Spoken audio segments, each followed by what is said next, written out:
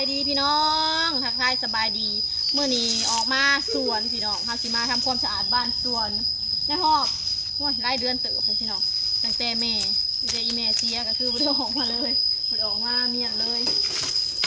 หกพี่น้องจะมียังใบไม้ใบตอกยังต่างๆไปเข้ามาเบิ่งข้างในไปมาเบิ่งความหกน้ำกันพี่น้องแล้วสิหายเบิ่งตอนที่เฮายังบ่ได้เฮ็ดหยังตอนที่เฮายังบ่ได้ทำความสะอาดกับตอนที่เฮาเฮ็ดแล้วเนาะเอาเด็กๆมาซอยความหกข้างในมันยังอันนั้นนะสมุนไพรเป็นอย่างทนคือปัดถิ่มฮุกออกครับอันนั้นมันน่ะมันยังมันใบมันระบาดอันนี้นะฮุกให้มาใส่ในในมันน่ะปวดใบแล้วได้มีน้ำหันน้ำเนี่ยไปเอามาไฟสนใจน้ำไปเอามาเนี่ยเอาน้ำเงา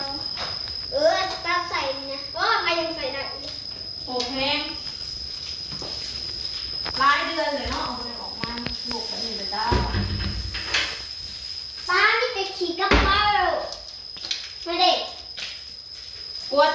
ฮุกกันเดี๋ยวพากวดออกเนาะอันนี้นะมันน่าจะพอใหญ่แล้วตากอันนั้นแล้วตากอันมันน่าจะพอลงมานานใบสมุนไพรเราก็เลยมันหล่นเต็มอยู่พี่น้องเลยเอาไปสิมันเริ่มนี่สิไปปลูกเขียนงัวไปไปปลูกงัวไว้คอยเด้อเด้อขี้พุ่งเขาดังเด้อนี่ใส่ที่เดิมหากระสอบมาฮุบใส่เดี๋ยวจังปัดในมันก็หาแนวใส่ไว้แม่แล้วกุกมาเบิ่งมึงคืนมันน่าจะพอลงมานานนะเอาไปกุกมาโอ้ยเพื่อนลูกห้องเฮาห้องอายเอ็มยังมุ้งไม่ได้ห้องมันห้องอายเอาเบิ่งมึงคืน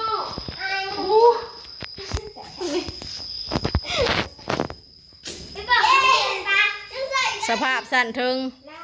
มันน่าเราต้องเฮ็ดตกได้ขึ้นไปให้มันวิดไปปัดลงคอยเด้อมันไงเด้อที่พุ่นเขาดังเด้อปัดทางนั้นน้องจีปัดลงผุนเลยใช้งานเด็กก่อนหมดเลยปัดลงซอยกันคนละไม้คนละมือนะ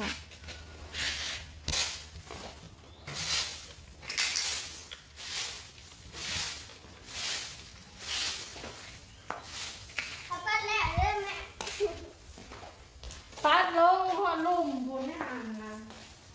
ลองมานะ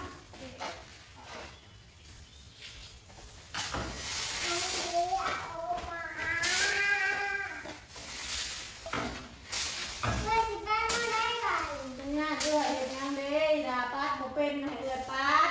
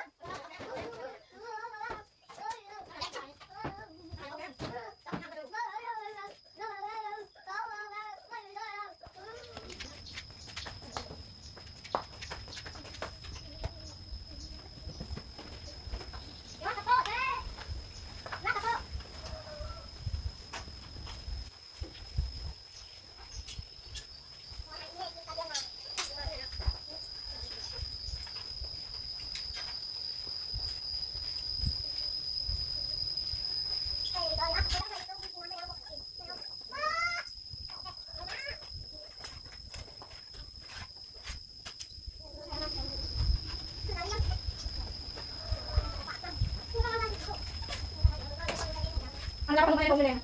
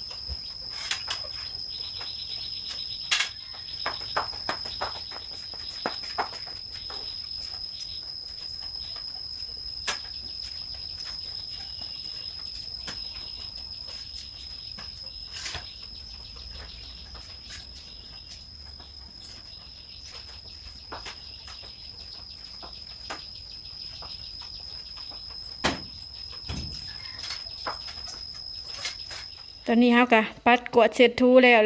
วพี่น้องหลังจากปัดกวาดเสร็จทูแล้วกะสิประมาณนี้แหละจ้าเป็นตาอยู่เนาะเสียดายแต่บ่มีคนมาอยู่พี่น้องเอ้ยปัดกวาดรักษาความสะอาดไว้เฮือนสวนบ้านสวนข้างนอกก็สิได้ประมาณนี้แหละเฮาต้องได้น้ำมาล้างพื้นอยู่นอกนะพี่น้องเอ้ยมันจังสิสะอาดเนาะมันมีแต่ขี้ไก่แล้วก็ทั้งเทิงเขาบ่มีพลอยอันยาวๆมาปัดขึ้นปัดทางนอกพี่แหละเดี๋ยวมือได้จะสิออกมาอีกให้มันแดดๆก่อนพี่น้องใบไม้ทางนอกกะยังปัดบ่ได้เพราะว่าเมื่อคืนในฝนก็ตกเนาะมันยังเปียกอยู่เย่มุมนี้บ้านสวนของเฮา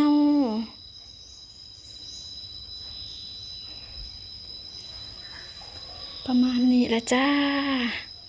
มุมบันไดคลาสสิกพ่อใหญ่ทอน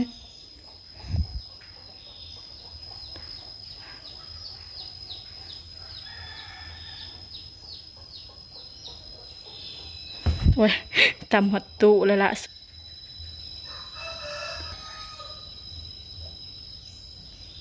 เดี๋ยวก็สิขึ้นไปซีเขาพี่น้องก็ได้เขามาซีอัน2 กระสอบ